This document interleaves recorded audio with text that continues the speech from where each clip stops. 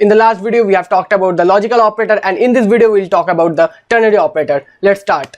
So what is the primary task of the ternary expression? It basically evaluates between Boolean expression and it decides that which value should assign in a variable. So let's do a hands-on.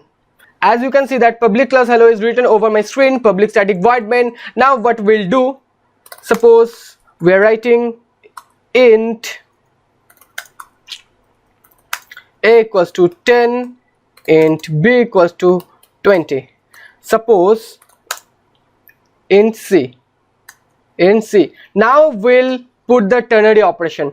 If in the next video we'll talk about the if else, but in this video we'll talk about the ternary expression. So ternary expression is basically same as if else. So let's write a equals to b. Now so it means if a equals to b, we'll assign some value within c. So I am writing 100.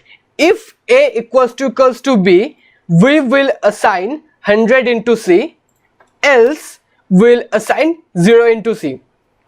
So what is the value of a? That is 10. What is the value of b? That is 20. And what will be assigned into c? You just write in the comment section.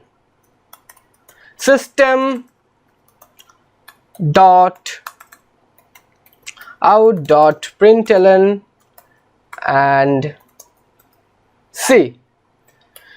So what output we'll get? We'll get 0. Why a is not equals to b? Let me run this file. No compilation issue, and we are getting 0. Why a is not equals to b? That's why 0 is assigned into c. So if we suppose if we convert this a into 100 and if we convert this b into same, then what output we'll get? Suppose let's not make any confusion. Let's convert a into 90 and b into 90. So what output we'll get? In this case the value of a is same as b. So what will be assigned into c? 100 will be assigned into c. Let me compile this.